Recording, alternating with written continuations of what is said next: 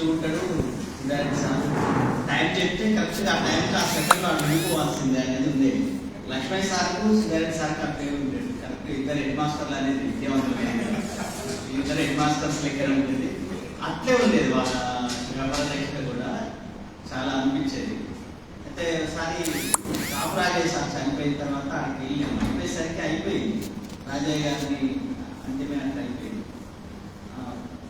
అప్పటికి చర్చ అయిందంటే ఇక్కడికి వెళ్ళి ఒక ఆటో తీసుకొని వచ్చినాము. దానికి మిర్యాలగూడ నుంచి ఆటో తీసుకొని పోయేసరికి అయిపోయింది. ఇంకా సార్ దగ్గరికి పోతే వస్తాడో రాడో ఆడికి అనుకుంటే దాంట్లో ఎక్కి ఆ స్టీరింగ్ ఆటోలు వచ్చి సారు శ్మశాన వాటికి తీసుకుపోయి ఆడిపోతున్న అస్థి పంజరాలన్నీ చూపించి ఆ నుంచి మళ్ళీ సారు రాజేష్ సార్ వాళ్ళకి తీసుకుపోయి ఒక 2 గంటలు తాను తినేది అన్నం తినేది వదిలిపెట్టి వచ్చి చూపించాడు. అప్పటిదాకా ఉన్న హెడ్ మాస్టర్ అనేది మా ముద్రలో ఉంది. కానీ ఇట్లా ఒక వినముద్ర అయిపోవటం తీసుకపోవటం కానీ చాలా జరిగేది. తర్వాత ఖమ్మం సభల ఏర్పాటు సందర్భంగా విద్యావంతుల వేదిక నిర్మాణంలో చాలా ఆలోచనలు, చాలా విలువైనటువంటి ఆలోచనలు అందించింది. తర్వాత సార్కు నంది అవార్డు వచ్చినప్పుడు అది ఏ పాటకం అప్పటిదాకా అమరులకు జోహార్ తెలంగాణ జాతీయ గీతం లేదనుకున్నప్పుడు అమరులకు జోహార్, వీరులకు జోహార్, షేక్ బాబా మిర్యాలగూడ చెందిన ఆయన దానికి ట్యూన్ చేసిందని సార్ ఇప్పుడు బాబా చెప్తున్నది, మీ దగ్గర పనిచేసింది కదా బాబా. సో ఆ పాట రాసింది సార్ అయితే దాన్ని అట్లా శబ్ద తెలంగాణ మొత్తం మీద వ్యాప్తి చెందడంలో మాకు కూడా మా ఏరియా కూడా ఒక పాత్ర దొరికిందని మేము కూడా ఆనందపడ్డాం. ఆ జోహార్ల పాట చాలా అద్భుతమైన స్థానాన్ని పూర్తి చేసింది. తెలంగాణలో లేని తొలి దశలో లేని ఒక జాతీయ గీతం, ఒక ఆంతంని మనకి ఇచ్చింది అమరుల తరఫునది. అప్పటి నుంచి అది సరైన గౌరవం దొరకాలి సార్కు అనుకుంటున్న సందర్భంలోనే అది ఆ నాగేటి చాలా పాట. కానీ చివరికి నంది అవార్డు వచ్చిందంటే నేను ఏ పాటకు అనుకున్నాను, ఒక పువ్వు ఒక నవ్వు కదా నాగేటి సార్ అది సార్ అన్నది అనుకుంటాను, లక్ష్మీ సార్ అన్నది అనుకుంటాను. ఒక ప్రేమ కవిత, ప్రేమ పాట, ఒక పువ్వు ఒక నవ్వు ఆ పాట, ఒక పువ్వు ఒక నవ్వు. అసలు అయితే అది సార్ రాసింది అనుకోలేదు, చాలా అద్భుతమైన అది అనిపించింది.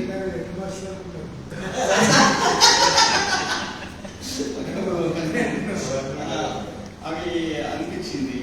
తర్వాత సార్కు సంబంధించి అవార్డుకే వెళ్ళి శ్రీక్ సార్ అన్నట్టు అవార్డుకే వెళ్ళి పెట్టడం అనేది ఇది.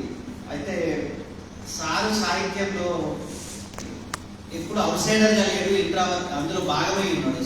ప్రత్యక్ష సాక్షిగా ఆ పదాలు కనపడ్డాయి. నాకు తెలిసి అంటే అదేదో ఒకసారి తెలంగాణ శబ్దం, తెలంగాణ అస్తిత్వం, నేటివిటీ అంటాం కదా, తెలంగాణ నేటివిటీ అనే సాహిత్యంలో ఇట్లా ఫ్లేవర్ లాగా కనిపించడం అనేది చాలా అనిపించింది.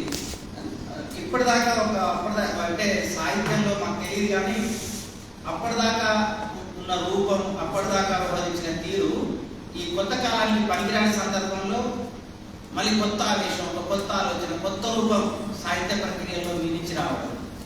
నన్ను కూడా మరస సభలో, దుబాకులో జరిగిన మరస సభలో మమ్మల్ని భాగస్వామ్యం చేయడం ఇవన్నీ ఒక అద్భుతంగా మర్చిపోలేని అంశాలే. అంటే సారుకు సంబంధించి సారు తెలంగాణ మీద 2-3 పదాలు అన్నట్టు బహుశా ఆయన సాహిత్యానికి స్పష్టంగా అద్భుతం అనిపించింది. ఈ జాగర రేషం ఉన్నది, కుటిలం లేదు, కువారం లేదు, కుండబద్దలు కొట్టినట్టు కడిగి పారేసుడే ఏక, ప్రాణం పోయినా జిద్దుకు నిలబడ్డది, అటు పొద్దు ఇటు పొడిచిన ఇజ్జత నిలబెట్టుకుంటుంది, గడ్డి పూలు పూసినంత సహజంగా ఇక్కడ పెదవులకు మాటలు పూస్తాయి, ముడుచుకున్న మనసులపై నవ్వులను పెద్దలుతాయి.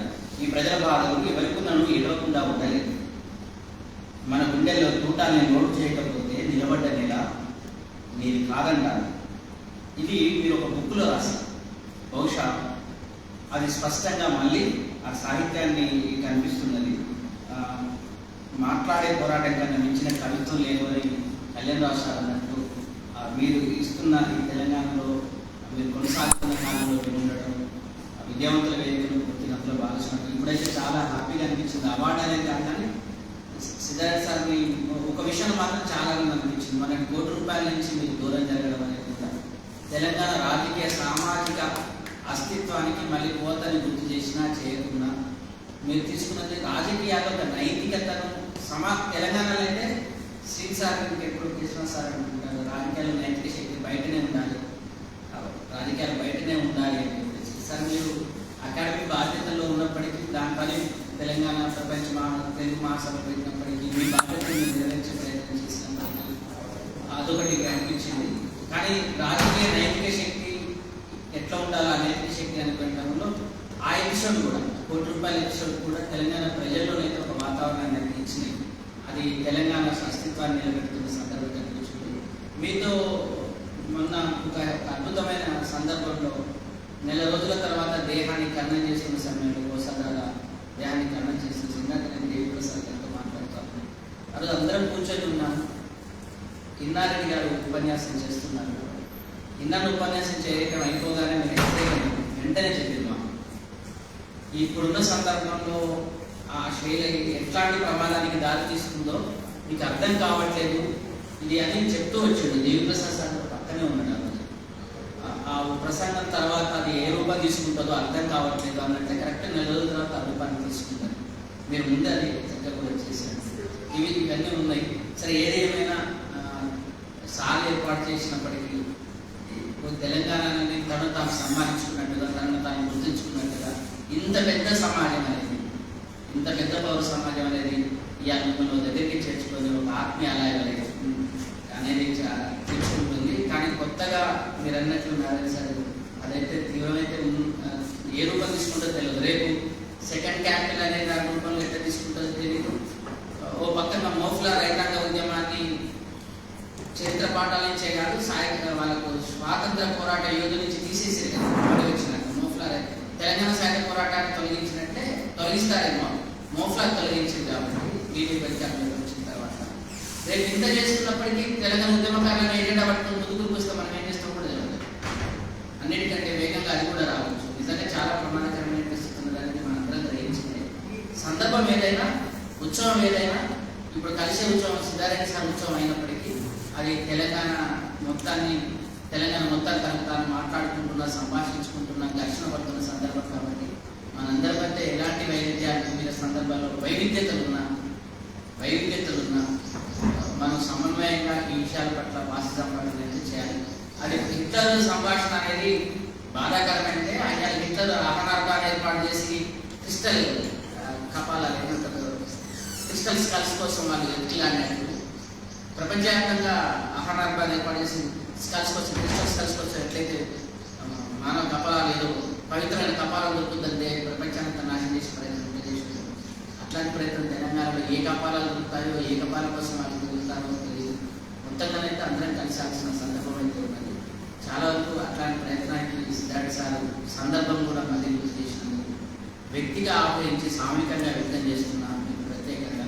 కానీ శ్రీని సార్ చెప్పినట్టు ఇందాక ఈ ఊరికి చేయకపోతే ఎట్లుంటుందని కవితలో పోలీసులు వచ్చిపోయినాక ఊరు ఎట్లుంటుంది అని చెప్పడం మాత్రం అది నిజంగా సార్ ఎట్లుంటుంది అని చెప్పడానికి అల్టిమేట్ పోలీస్ రాజ్యం అనేది పోయిన తర్వాత ఆ ఊర్లోకి వెళ్తే ఎట్లుంటుంది అనేది మాత్రం అది ఎప్పటికీ ఉంటుంది.